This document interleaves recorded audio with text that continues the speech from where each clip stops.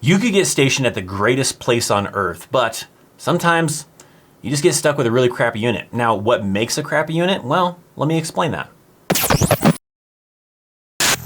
What's up? I'm US Army veteran Christopher Chaos, and today I want to explain some factors that may play into you having a bad experience because your unit sucks. There could be a lot of factors, but recently I did a poll, and the number one thing is really not surprising, but we're gonna get into the things that people voted on and kind of elaborate or explain a little bit more about how these factors can play into just ruining a unit to ruin your experience at a duty assignment. Now, number one did crush it pretty high, but let's start off from the bottom of the list. As 7% of the people that voted said too much training and not enough free time. That can definitely ruin an experience, right? If you're just always going to the field, you're always in the motor pool, you're always doing work, and you don't get a chance to really enjoy the great things about that duty assignment or enjoy your family, your friends, then that kind of sucks. That can ruin your experience at a duty station, right? You could have a great duty station that's got all these cool stuff. Maybe it's got a beach, maybe it's got, a carnival. I don't know, maybe not a carnival, maybe like a amusement park would probably be a little bit better. Carnivals are kind of temporary. Anyways, there can be a lot of factors that, maybe there's some great things about that environment possibly, but you don't get to enjoy them because you're just so damn busy going to the field and doing training and working. You could even be at a crappy duty assignment, but it makes it even crappier because you're just so busy working that you don't get a chance to try to go have fun, right? You can't go spend a lot of time with your friends, your family, your spouse, boyfriend, girlfriend, whatever, because you're just so damn busy doing training or doing work.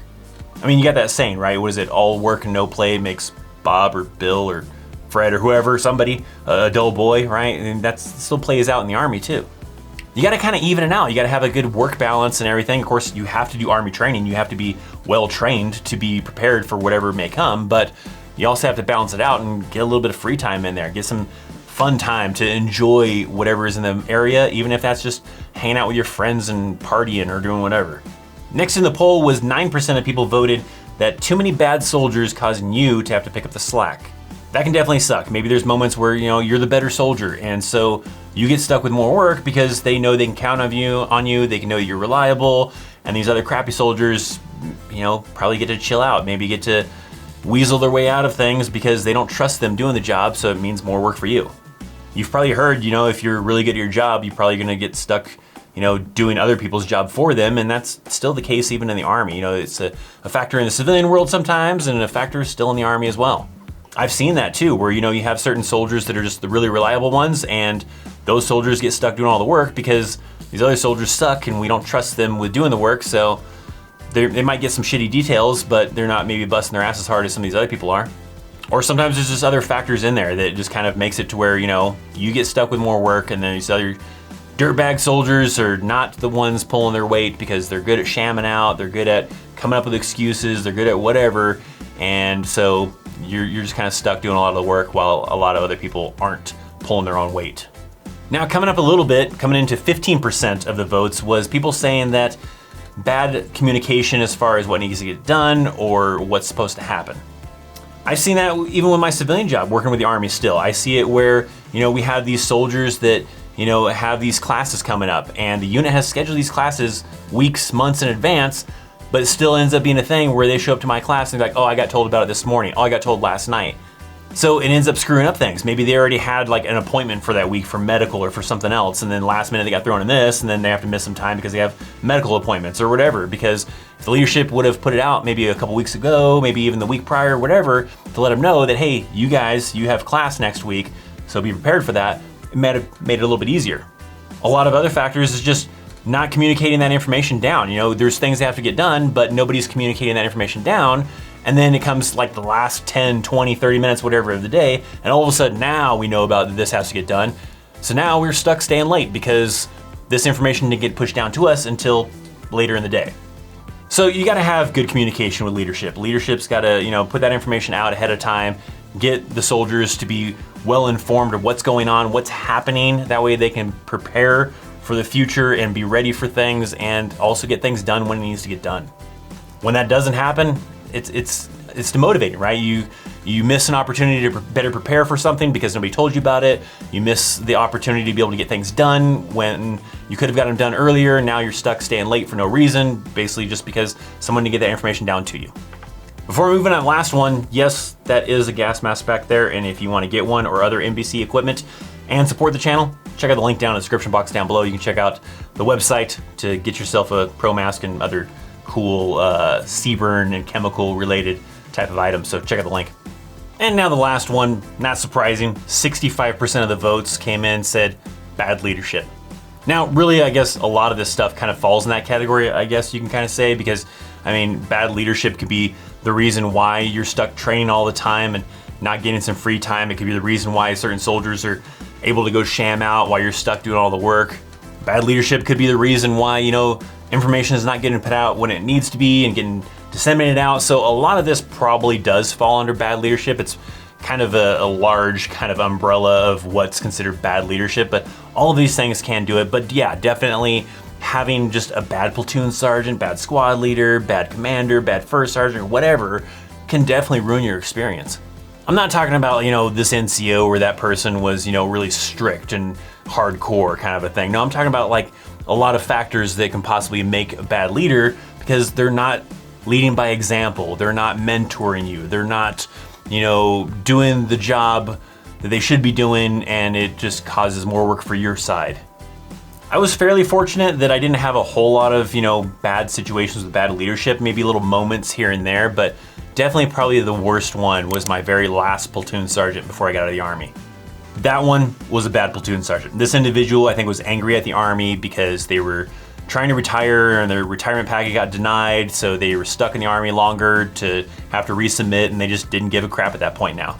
This person was fairly lazy. They were kind of the type of person where, you know, they put out the information as far as what you have to do, but not really kind of be there to kind of mentor you through it and just go off and do their own thing.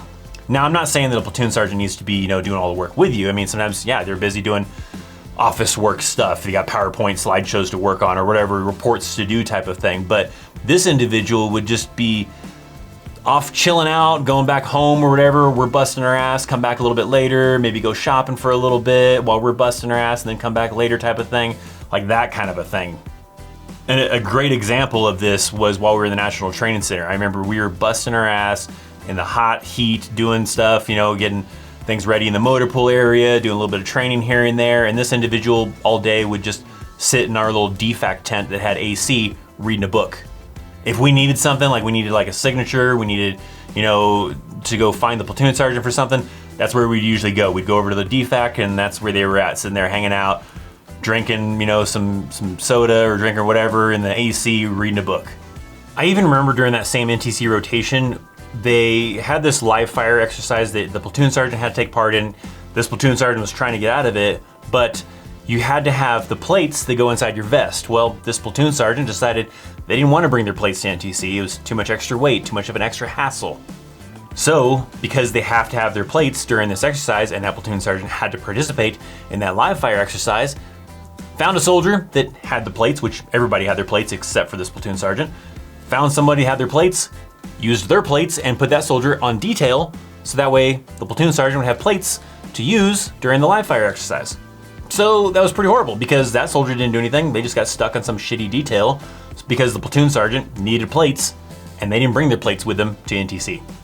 But there was a couple other examples with this platoon sergeant that just really sucked, especially as I was getting out of the Army, of them just being lazy and I needed them to get things done so that I could be able to final out and get out of the Army and stuff, and they were not doing their job. I even was told by some of the other soldiers that I stayed in contact with from that unit, about 6 months after I got out of the Army, they deployed, and apparently during that deployment, that platoon sergeant ended up getting relieved of platoon sergeant duties because they were just doing such a bad job and not knowing their stuff. So they ended up getting sent somewhere else or whatever, and they ended up getting a new platoon sergeant during that deployment.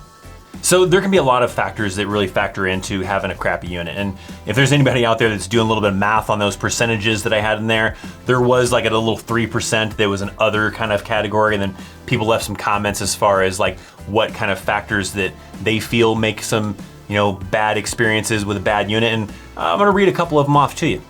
So Nicholas says, "It's not just the free time that I'm worried about, but also the important days in your life that you might miss. Birthdays, anniversaries, graduation, etc., especially your kids."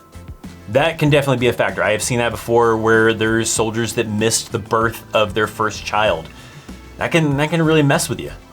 That's an important day that you don't get a second chance at. You don't get another opportunity to witness the first time your child is being born type of thing. So yeah, if you miss a very important date like that, that definitely can ruin your experience with that unit. Hell, even with the Army in general. Certain other things, missing birthdays, anniversaries, it's a given. You're kind of stuck with that. I mean, sometimes, if you're in a certain environment, you might get that opportunity to be able to be there for that. But if you're in a field environment or deployment, then yeah, I mean, you're not gonna get out of the field or out of a deployment because of a birthday or anniversary, but there are definitely certain very key important dates that, yeah, if you miss those dates, you're probably gonna be mad at leadership and you're gonna be mad about, just the Army in general. I missed my very first high school reunion because I was stuck in the field. I mean, I was hoping to be able to go to it, but I guess I had to kind of suck it up, but it definitely still kind of made me a little upset because I missed that opportunity to go to my first high school reunion. A lot of times units will try to give you opportunities for like, birth of children type of thing, but I mean, you can hope for the best to get maybe like a spouse's birthday or anniversary type of thing off to be able to do something special with them, but those ones usually are really just gonna be dependent on the environment and what's going on. Here's one from Home Slice who says, my squad leader of 6 months still doesn't know my name and forgets I'm in his unit all the time. I don't know if that's bad leadership, but sometimes I feel like a nobody. Yeah, that's definitely probably bad leadership. I mean, you have the whole thing with the Sergeant Major of the Army. What is it, the my team thing or the my squad? I forget what the whole term is, but that's his whole key thing is that squad leaders, section sergeants, platoon sergeants should know their individuals in their platoon. They should know their names. They should know their spouses, their kids, where they're from, everything about them, because they're not just your peons. They're not just the people that do your bidding during the day. They are your soldiers, and you need to know who they are and know a lot about them. Not saying that they need to be friends with you and best buddies, but they need to know a lot about you, right? That's an important thing. I mean, I think that they're even having it to where a lot of like boards nowadays for like, people trying to go from sergeant to staff sergeant, they'll ask them in the board, hey, who are your soldiers? Where are they from? Are they married? How many kids do they have? Because leaders want to know, hey, how well do you know your soldiers? So that individual not knowing your name, not knowing that you're in their unit is probably bad leadership. Here's one from Oscar who says, I would say favoritism. If you don't kiss their butt, then you would be in the motor pool doing their crappy work while their buddies were just kicking back inside. Yeah, definitely we have a clique or some favoritism type of thing going on. That sucks. I remember some instances before with certain NCOs where they had their favorite soldiers, and if you weren't a part of that cool clique that they had going on, then you got stuck doing the shitty stuff while their buddies, got to sham out. The key one I remember being in NTC like early, like when I was still like maybe like a private first class, and there's me and some other soldiers were all the same rank and stuff, and I'm stuck digging this foxhole while these other guys are pretty buddy with the squad leaders, so they didn't have to sit there and work as hard as I was because they were busy bullshitting with the squad leader while I'm getting all this work done and not getting any help from them. So yeah, that definitely sucks if you have people that are part of the clique or part of the in crowd with higher ranking individuals, and you get stuck with all the crappy stuff while the people that are cool with the platoon sergeant buddy with the squad leader and everything get to just chill out. I'm sure there's some other factors that probably weigh in to make a crappy unit crappy, and I'd love to hear from you guys out there. Drop some comments down below. Let me know of some factors that maybe have contributed to you not liking a unit, not liking being somewheres because of this or that or whatever. Love to hear those stories about, what it was that really ruined your experience. I mean, you could be at a great duty assignment and that messes things up, but I mean, you even could be in a situation where you're at a really crappy duty assignment, and having bad leadership just makes it even crappier, makes it even worse being there. If you've made it this far in this video, you gotta hit that thumbs up for me, all right? You've made it quite a ways into the video, towards the end of the video, you gotta hit that thumbs up. And if you've made it this far in this video and you take a look down below and you are not subscribed to this channel, you gotta hit that subscribe button. If you wanna get more of this awesome content type of thing from me, hit that subscribe button for me.